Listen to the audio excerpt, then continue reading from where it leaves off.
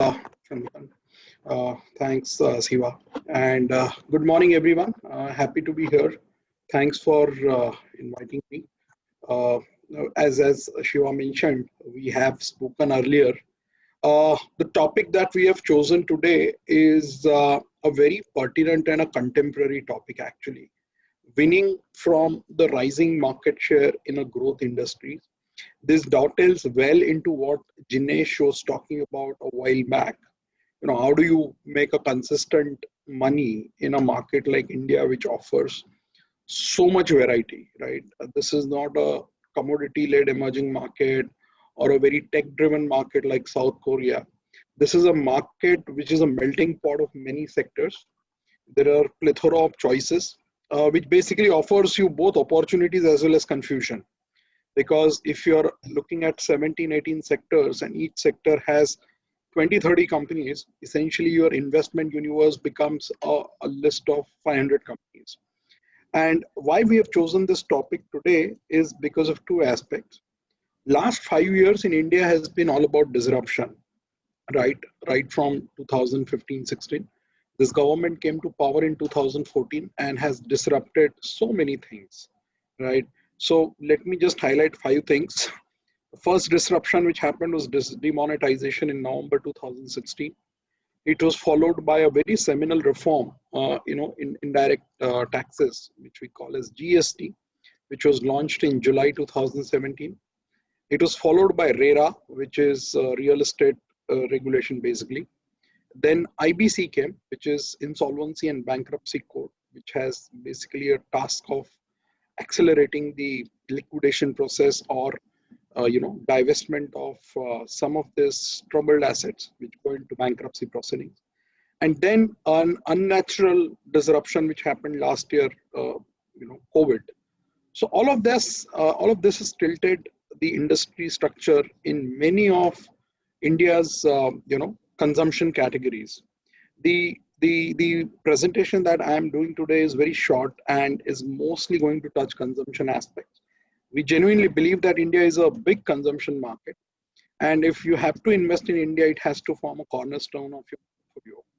Without investing in consumption in India, you can't really hope to compound your money at a decent, reasonable pace over a long period of time, right? And this space offers so many opportunities in several subsectors, sub-industrial categorization, that it is a almost sin not to invest in consumption space in India, right? So why I'm choosing disruption today is because now the fruits of the reforms which have been undertaken in the last 4 or 5 years are quite visible, right? We've been talking about this whole concept of unorganized to organized market share shift for last 5-6 years. And in fact, my first report as a strategist in January 2017 was on the topic of value migration, which dealt in a great detail on this topic, which was more about how do you identify 10-year stories as a consequence of value migration. And value migration, in my view, is nothing but unorganized to organized, big becoming bigger, concentration of market share, shrinkage of profit pools among unorganized guys. You can, devise your own nomenclature. Essentially, it basically means is the market share in every B2C, which is business to consumer industry, is shifting heavily in favor of the bigger branded organized guys. And while the initial signs of those shifts were visible in 2017-18, it took time before that whole shift gathered pace. And pandemic has actually provided a great catalyst for the shift. Unfortunate as it may seem for the smaller guys, because they are the job generators in the economy. They generate a lot of jobs, smaller and medium enterprises. But sometimes such natural, you can call it disaster or whatever you want to call it, accident, it has catalyzed the shift in favor of bigger guys. And now at Motilal Oswal, since last 9 months, we would have done around 5 or 6 conferences. I'm just setting the context for what is going to follow in this presentation. In the last 6 or 8 months, we've done around 5 conferences, including our flagship annual Global Investor Conference, which was then followed up by 3 ideation conferences, which we now host every quarter actually. It's going to happen again in March. And we had also done one conference in June called as Resurgent India. The single largest takeaway for me from all those 5 conferences was corporate after corporate in sector after sector coming and saying the unorganized to organized market share shift is now evident. In fact, some of the corporates pointedly told me the report that you wrote in 2017, that time this whole unorganized to organized did not happen, but now it is happening. And I can list down at least 25 companies who would have said this thing, not just in our conference. I'm sure they've said the same thing in other conferences, and some of them also came and said the same thing in their quarterly conference calls, which is what we've been writing a lot about. Incidentally, the result season for this quarter ended just a week back, and again in this quarter's conference commentary, I've seen so many corporates alluding to this aspect, wherein the smaller guys are losing market share, bigger guys are getting market share. Banks are reluctant to lend to the smaller guys given the potential concerns around asset quality, and small guys are unable to manage their supply chain because the supply got disrupted on account of lockdowns, and they're still not come back to normalcy. All of us in stock markets look at Nifty, Sensex, benchmark indices and feel that all is well because markets are at all-time high. There's a huge flow of liquidity which is helping the asset prices inflate. But beneath the surface of large, big organized companies, there's still a lot of pain which is there in the smaller companies in India, right? So some of these data points are basically just telling you how this disruption is leading to more transparency over a period of time. For example, this slide talks about percentage of people in India filing their income tax returns. It's still very low, abysmal by any stretch of imagination. 4% people only file income tax returns. A lot of people still evade taxes. The number used to be, however, just 2.3% back in 2013. The EPFO payroll is nothing but organized sector employment. EPFO stands for Employee Provident Fund. So whenever you are in an organized sector job, the corporate has to allocate a certain payment of your basic salary towards the statutory Employee Provident Fund. And that's a very good proxy for looking at organized sector employment. So that has seen a big pickup over the last 2-3 years before it hit a hurdle in 2020-21 because of the pandemic. Next slide. So I just spoke about GST in 2017. It's taken 2-3 years for GST to stabilize and settle. Now we are seeing some benefits of GST. The registration trend, wherein more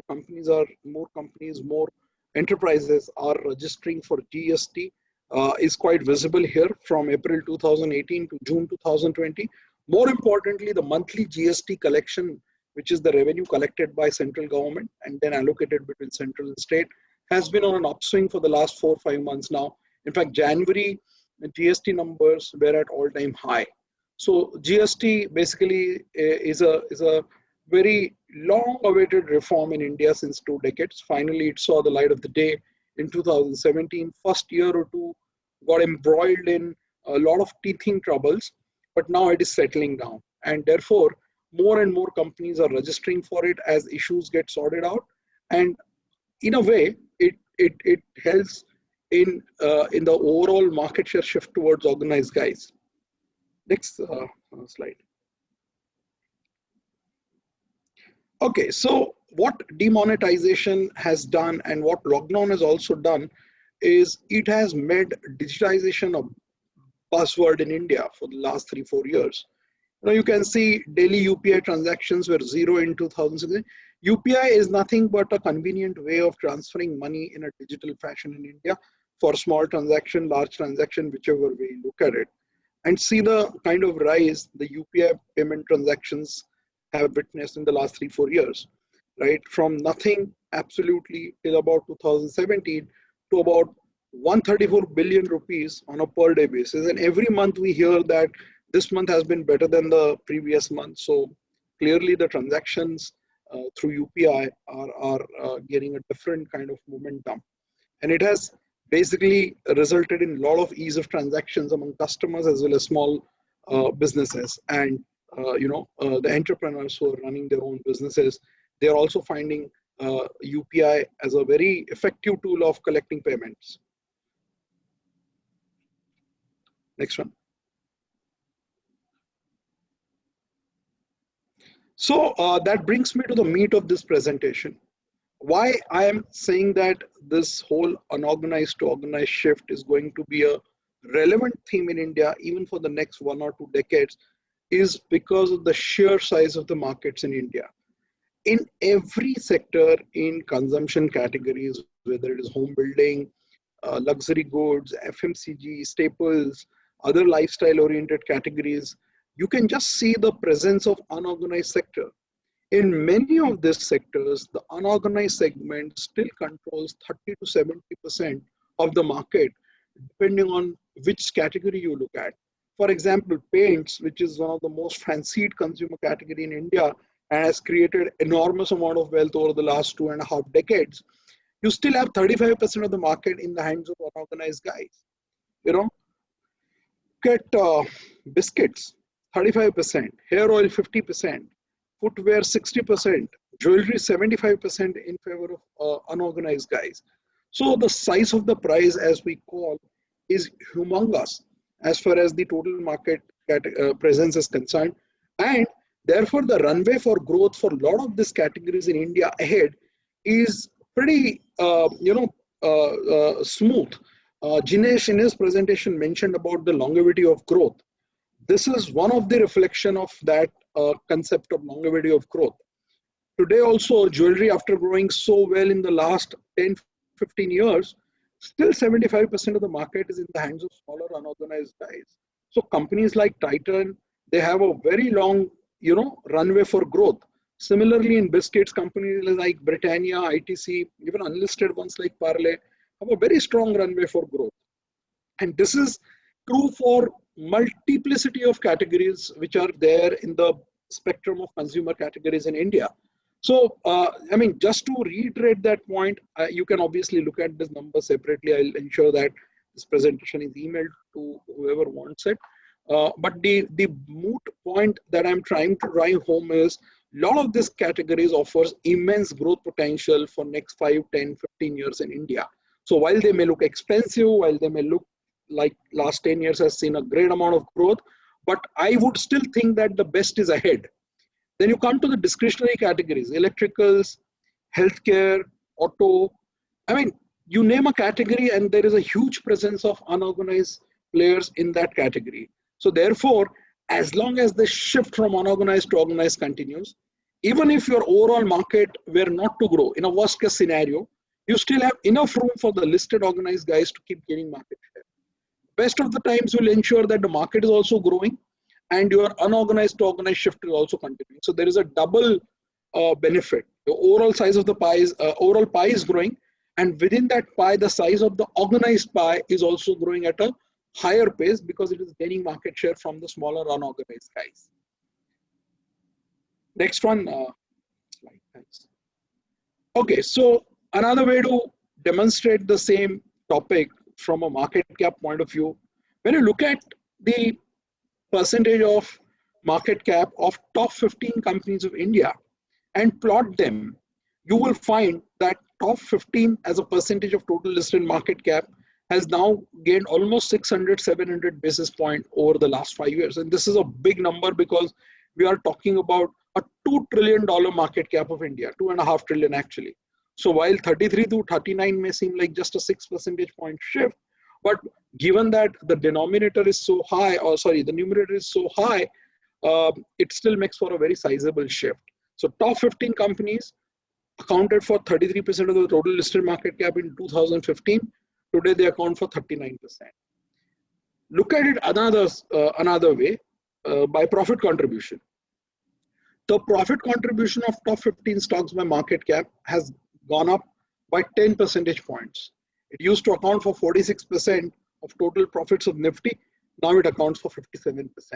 In another, basically it is just saying that your market share and profit pools are shifting towards the bigger companies. Next one. Okay, so I'm just going to highlight 2 or 3 important segments where investment opportunities are quite obvious and quite lucrative. Jewelry as a segment has remained a very favorite play for me over the last 6-7 years. Some nice category. Indians by habit buy gold every now and then for every occasion. So the consumption of jewelry in India is guaranteed, right? The size of the market is quite huge, 3 trillion rupees, out of which organized accounts for just 30%, but this used to account for just 10% way back in 2000. So in 20 years, organized sector has become 30% from 10%. The one company which has really, characterized this transition of unorganized to organized and in a way created huge wealth for investors has been Titan, right? Titan over last 15 years has compounded at a CAGR of 35% plus. And I still believe that it is one of the most obvious play on discretionary consumption in India, even for the next decade. It remains my number one discretionary consumer stock amongst my list of preferred ideas to play the evolving consumption theme. The story has been told so many times. I'm just reiterating. This is a company run by one of the best corporates, Tata Group. Tremendous ethic and purpose-driven organization. This is their track record of last 10 years. The revenues have grown at a CAGR of more than 15%, from just about 65 billion at the beginning of the decade. Now it is 210 billion, which has grown up by 3.5 times in last 10 years. Profits have grown more than 5x, from 4 billion to 21 billion. And I still believe, as I said, the best lies ahead because they're expanding their franchisee network. The smaller guys are completely decimated. There is virtually no competition because the government has ensured a lot of transparency and regulation in this sector, which is not a cup of tea for all the smaller guys which operate in this segment. So the market share is going to keep accruing to companies like Titan over a period of time. Suffice to say that this will still remain a huge wealth creator when I look at this company even 10 years from where we are right now. Next one.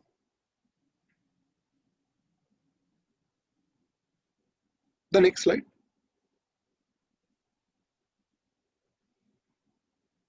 Footwear industry, relatively a small industry actually, doesn't have too many listed players. It has Bata, it has Relaxo.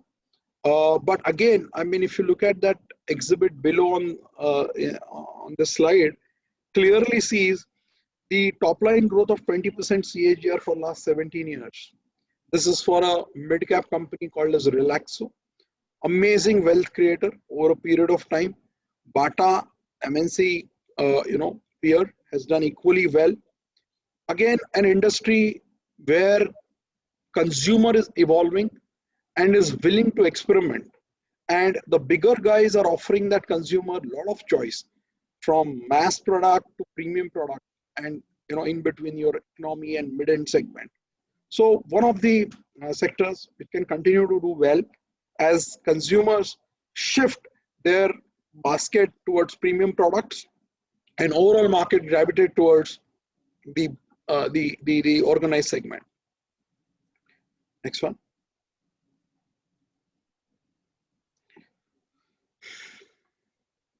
Pipe industry, again, not a very fancy, glamorous industry, so to say, unlike paints or a Pidilite or adhesives, but again, an emerging category. There are a lot of interesting companies here, companies like Astral, Supreme, which have created enormous amount of wealth.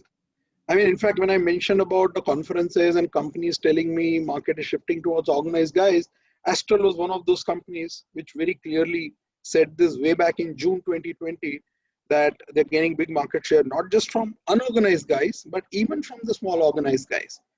Again, a company which a very good demonstrated track record of compounding earnings, expect to do well, given the overall focus on infrastructure, home building, and overall investment cycle resumption in India.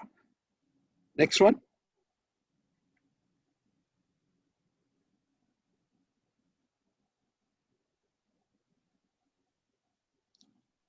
So that brings me, sorry, just go to the previous one. So real estate has been a much maligned sector in India because of the dodgy balance sheets and the fact that last 10 years, this sector has been in a downward cycle. But given the nature of real estate, it's a cyclical sector. After 10 years of downturn, now we are seeing an emerging early signs of revival, right? So for last 10 years, you can see clearly here on the slide, the sector has done nothing. The inventory overhang was there forever. The price growth has been absolutely tepid. Affordability was quite low at the beginning of the decade, but now at the beginning of 2021, the affordability is the best in the 2 decades. Interest rates are at its low at about 6.9%. You're getting home loan, which is the lowest you can get in India. And corporates or companies in this domain are offering a lot of schemes to the serious buyers. So this is a space where, while I have not been much and not been very bullish of late, but I'm clearly seeing that things are changing here. There are signs of early revival. The problem in this space has always been, the quality of companies which are listed and quality of their balance sheets. Typically, we have never gone past companies like Godrej Properties and Oberoi, which are a very well-known premium brands, very good corporate governance, and the longevity that they have in this in their micro market segment gives you some comfort. But benefiting clearly from the underlying consolidation. The next slide, you can see post the imposition of RERA, which is a law meant for real estate sector, the market share of top 10 players by volume and value have seen a major uptick from 26% to 31% already, and this is as of November 20. So clear market share gains for larger guys on account of RERA. Smaller guys, their balance sheet is completely decimated. They're finding ways to survive and therefore doing joint project developments with a lot of the big listed companies. Price realization, however, is now seeing some improvement after staying virtually stagnant for last 3 or 4 years. This is the data for the top 7 cities of India. Next one. So that's all. While we have touched upon just 3-4 categories, there are many other categories which we have not touched. Segments like paints, adhesives, hair oil, biscuits, lifestyle retailing, jewelry. So many companies, when you put together all of these segments and categories in a basket, that you can easily find 10 ideas to play in India for the next 10 years and benefit from the underlying discretionary consumption story which is at play in India. Happy to take any questions, Siva. Yeah, Gautam, just a first question that comes to mind, because you made the point that the larger companies are dominating profit pools and have been, I suppose, dominant over the last 5 years in particular. Does that mean that passive investing will continue to dominate active investing given the large caps are getting larger? Or, what's your take on how to play it? Should an ETF suffice for India, or should you really look at something more active? So good question, Siva. Actually, passive and ETF has become part of the conversations in the last 2 or 3 years because of the nature of the market. What has happened in Nifty is a lot of, as I said, the top 15 companies dominated. At one point of time, the weight of company like Reliance was 14% in the Nifty index. Mutual funds cannot own more than 10% in their portfolio. They cannot assign more than 10% weight to any stock. So by virtue of some of these rules slash discipline slash regulation, many funds underperform. But given the sheer depth of the market and the opportunity which is available, I would not feel it is a right way to look at India through the prism of just passive investing. I would think that active investing still has a lot of future in India, given that so many segments are still to be listed. Insurance got listed in India just 3-4 years back. We're going to see a huge wave of digital companies getting listed. Zomato is slated to list, then Policy Bazaar. Right? I think the playground is going to become more and more complex. Right? And there is always going to be a room for a discerning fund manager to outperform the benchmarks. What is happening right now is recency effect is driving a lot of conclusions that active investing is dead, passive is the way to go. I think that stage at some point of time will come, maybe 10 years later, 20 years later, when this market becomes a very mature market where, you know, the room for research-led investing shrinks, right? But I would think in today's market and today's backdrop, there are enough and more opportunities for a fund to outperform the benchmarks. Because what is happening is we are also talking in the context when in the last decade, there has been an earnings recession in India, right? The earnings growth was just 6% between FY10 to 20 for Nifty, and Nifty gave just about 9% return, right? So what happened? Any company which grew at 15% got a lot of love from the investors because the overall market was growing at just about 5-6%, right? Today, as we look at the next 3 years, we are seeing that earnings upcycle is beginning. We have first time seen 2 consecutive quarters of earnings upgrade, September quarter and December quarter. And we are seeing 16% earnings growth in FY21, which is the best in last 8 years. And 22 is going to be even better at 30%. So what will now happen is the typical approach of just buying high quality defensive, which worked in the last 10 years, may not work, right? I'm not saying that those companies will not perform, but there will be many more companies which will perform. And therefore, the role of an active fund manager becomes even more crucial. Passive will remain a growing category, no doubt about it, given that its size is very low. You know, the passive investing in India is just about in its embryonic stage. Started just 3-4 years back, very little AUM there. So they will keep growing. But I think the room for active investors or active fund managers to outperform is still there. Yeah, and given the 4 industries you highlighted, jewelry, shoes, pipes, and real estate, are not significant weights in the indices or in the Nifty. I think it's an interesting point to note that largest players in the category doesn't mean the category is massive and therefore it's a large cap. Absolutely. In fact, 1 or 2 sectors which I missed because they are not typically consumption sectors, but they're also seeing massive benefits of unorganized to organized, though the jargon is different in those sectors, are IT and financials. So what is happening in IT is the IT analysts call it vendor consolidation, right? It's a jargon for the IT sector, but it is nothing but market share shifting in favor of bigger guys like Infosys, TCS, SCL, Tech, Wipro. If you pick their commentary for last 9 months, you will clearly see that deal sizes are growing for top 5 IT companies in India. Their performance is much superior to the mid-cap IT companies in terms of margin, in terms of constant currency growth, in terms of payout, cash flow conversion, whichever metric you choose. So this is nothing but an unorganized to organized shift for me, just that the nomenclature for that in that sector is vendor consolidation. Financials, the biggest beneficiary of unorganized to organized, I would say, because what is happening is the top 5 largest banks in India are sitting on a provision coverage ratio of 75%, tier 1 capital of 17%, and a humongous liquidity, right? Whereas mid-cap banks are sitting at a PCR, which is provision coverage of somewhere between 50 to 60%. The capital ratios are not as robust. So whenever the credit growth happens, right now it is a 6, let's assume it goes to 10%, large part of that incremental credit growth is accruing to the bigger banks, whether in private sector or even companies like SBI.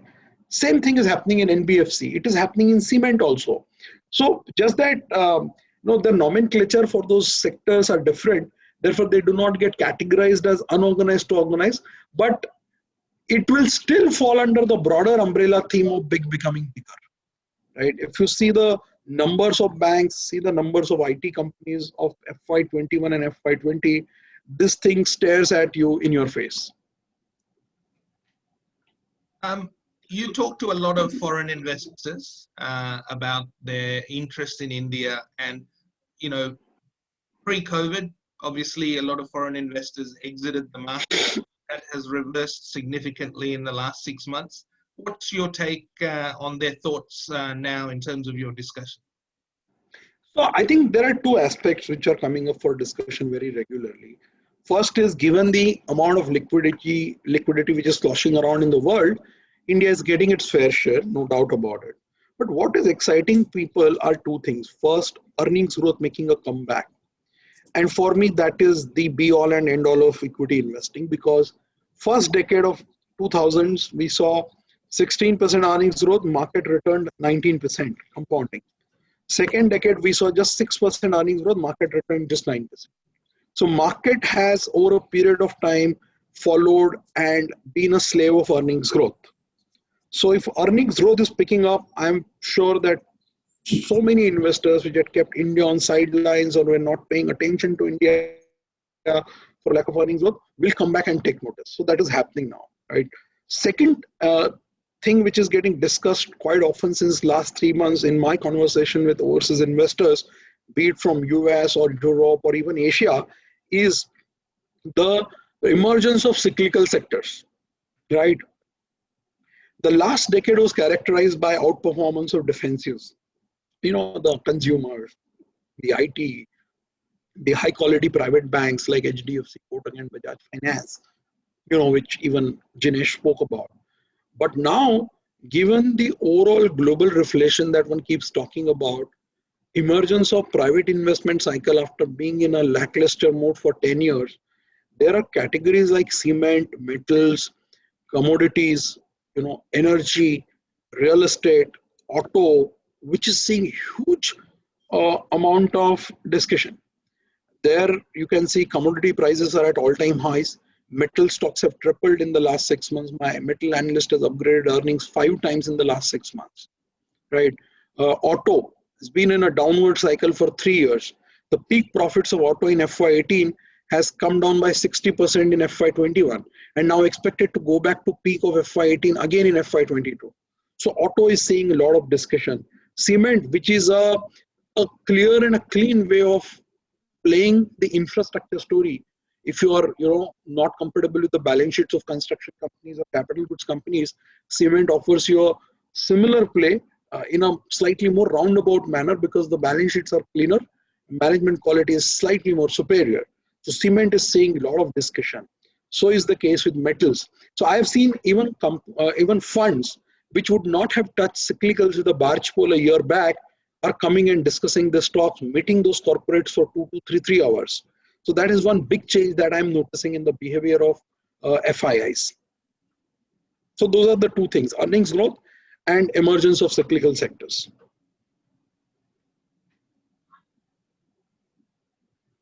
Yeah. Okay. I don't think we've got any more questions. I guess just your final sentiments in regards to IPOs.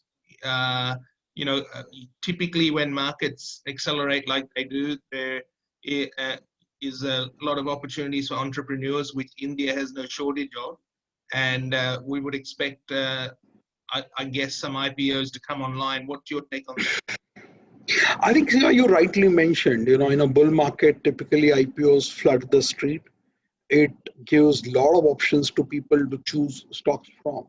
And the number of companies which got listed in the last 6 months. And yesterday I saw news in Economic Times which says companies are expected to raise almost 1